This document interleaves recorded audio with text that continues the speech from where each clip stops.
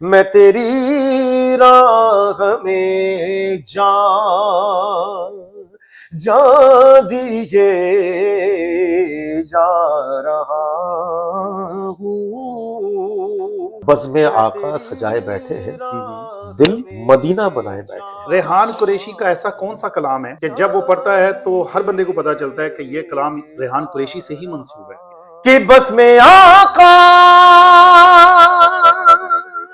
سجائے بیٹھے ہیں، دل مدینہ بنائے بیٹھے ہیں۔ ریحان قریشی کو کب پتا چلا کہ میری آواز نعت کے لیے بنی؟ آپ نے مختلف چینلز پہ پڑھا، ایک وقت تھا جب کیو ٹی وی جو تھا اس کا توتی بولتا تھا، بالکل، تو یقیناً اس پہ آپ نے بھی پڑھا۔ کیا ڈیفرنس فیل کرتے ہیں؟ تو میں اے آر وائی کا سب سے پہلا سناتا ہوں۔ ڈاکٹر عامر لیاقت حسین، ان کے ساتھ آپ کا وقت گزرا، کیسے موت ہو گئی ان اچانک؟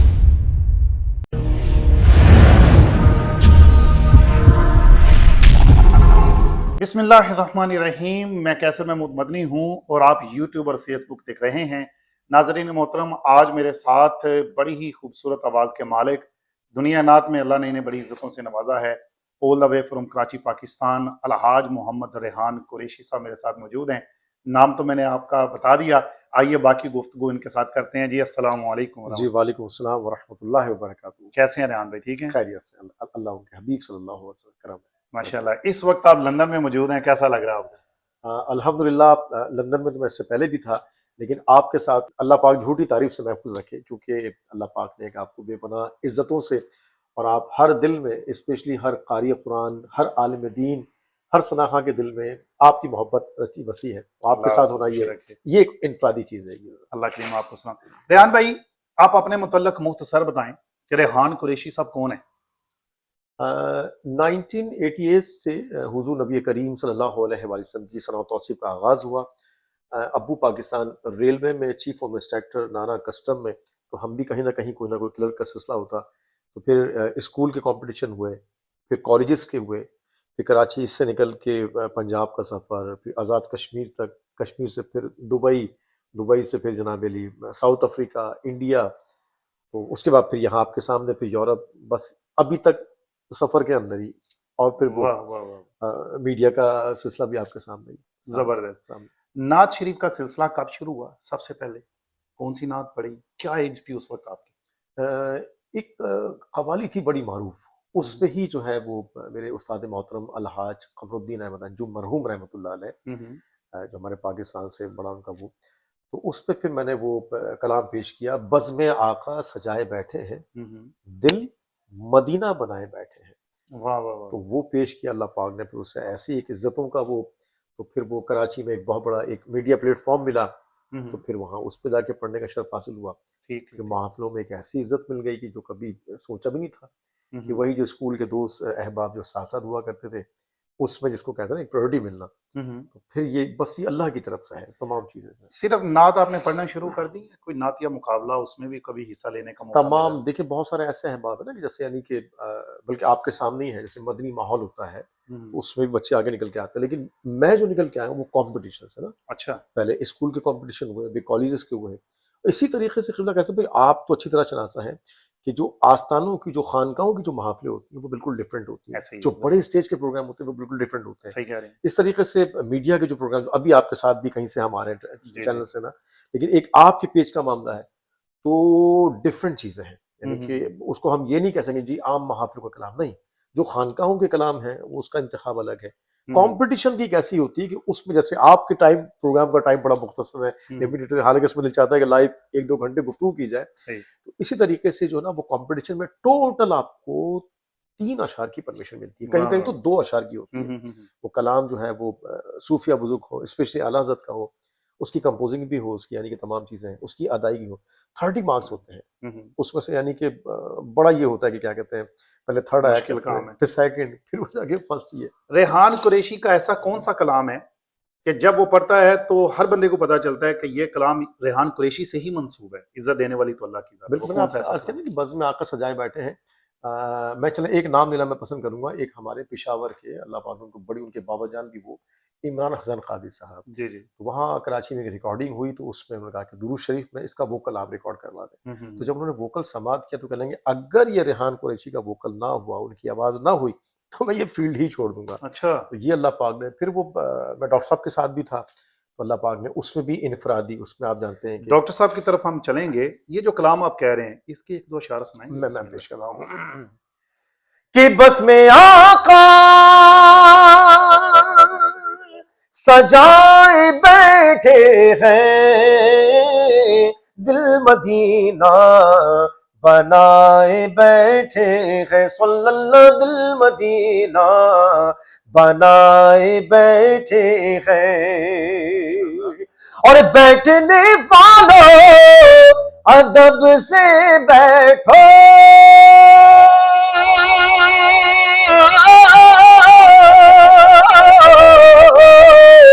کیونکہ آقا محفل میں آئے بیٹھے ہیں، دل مدینہ بنائے بیٹھے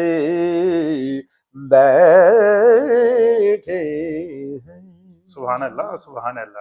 ریحان بھائی یہ بتائیں، ریحان قریشی کو کب پتا چلا کہ میری آواز نعت کے لیے بنی ہے، اور اس آواز میں گرام بھی ہے، اس آواز میں بلندی بھی ہے، جو جب انترا آپ نبھاتے ہیں تو بہت ہائی سروں میں چلے جاتے ہیں، کب احساس ہوا کہ یہ چیز میرے پاس موجود ہے؟ ایک ہمارے پاکستان سے ایک ٹیلی ویژن، اس کو چینل کہہ سکتے ہیں، ایس ٹی این لانچ ہوا، اور اس میں پروڈیوسر عرفان صاحب تھے. بالکل ایس ٹی این ہوا تھا.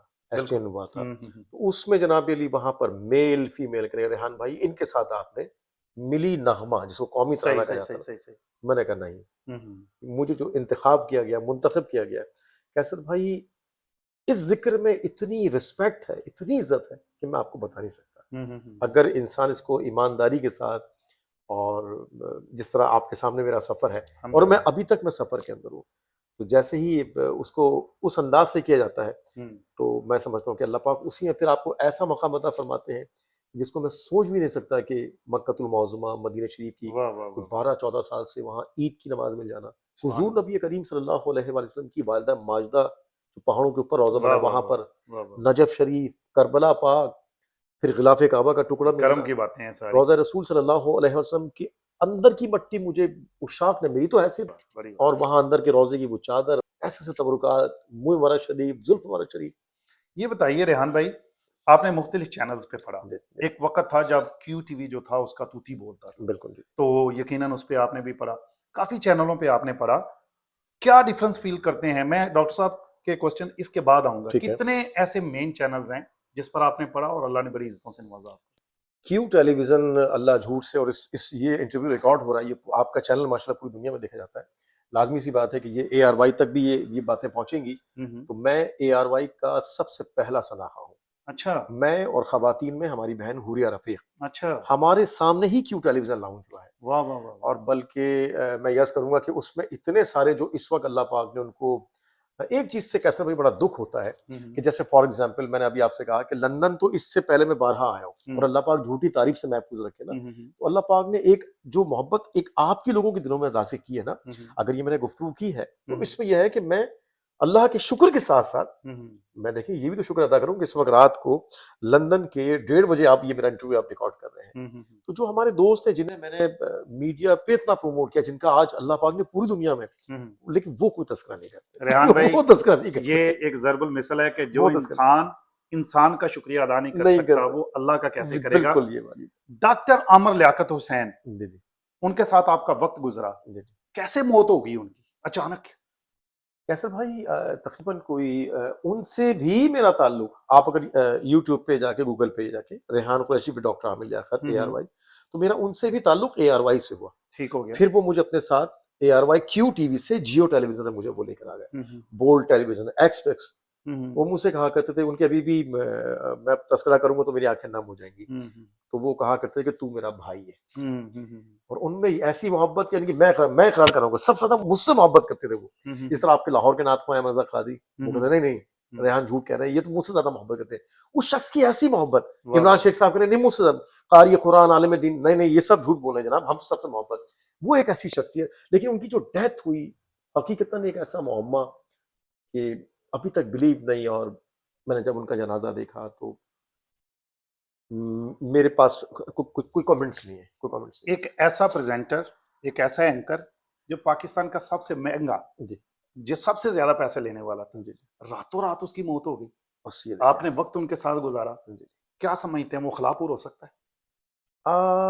میرے سامنے تو ابھی کوئی ان جیسی شخصیت جو نا وہ نہیں، کیونکہ دیکھیں نا قرآن کی تلاوت ہو رہی ہے، قرآن شریف کی، جو میں نے اس میں کہنا ہے قاری صاحب یہ جو آپ صورت پیش کر رہے ہیں یہ آیت جو ہے نا، یہ آپ اس کو آپ درست دیکھ لیں لائیو کے اندر، اچھا، اور مجھے آپ بتائیں کہ 24 گھنٹے تک وہ بندہ ٹرانسمیشن کرتا تھا، ورنہ پہلے بھی جتنی بھی یعنی کہ جو نعتیں ہماری ہوتی تھیں قرأت ہے، پی ٹی وی کا ہمارا سب کے سامنے دور ہے کہ وہ ایک باسکٹ پہنی ہے۔ اب یہ چیز جو ہے ڈاکٹر صاحب کی تمام چیزیں ہیں کہ اس میں کھانا بھی پک رہا ہے، افطار بھی ہو رہا ہے، اس میں تحفے تحائف کا سلسلہ، گاڑیاں کرولا گاڑیاں اس میں گفٹ کی جا رہی ہیں، 24 گھنٹے ایک بندہ ٹرانسمیشن کرنے کے بعد اس کے فیس پہ، اس کی تمام چیزوں پہ، جیسے آپ کی ماشاءاللہ وہ شائستگی ہے 24 گھنٹے جاگنے کے بعد، واہ واہ واہ، یعنی کہ پھر ہمیں بھی اپنے ساتھ ساتھ، یعنی کہ ہم کراچی کے مقامی ہوتے تھے، ہمیں 5 اسٹار ہوٹل پرووائڈ کرنا، اپنے ساتھ رکھنا، لیکن ہم بھی ڈاکٹر صاحب وہ جس وقت کلام کا وقت اس وقت بلا لیں، زبردست۔ یہ ایک چیز یعنی کہ ایشیا کی سب سے بڑی ٹرانسمیشن ہمیں۔ ریحان بھائی مختصر بتائیں کراچی کے کون سے ایسے نعت خوان ہیں، یا بلکہ پاکستان کی بات کر لیتے ہیں، مختصر آپ ریپڈ فائر ہے، کون سے ایسے نعت خوان ہیں جن کو ریحان قریشی سنتا ہے؟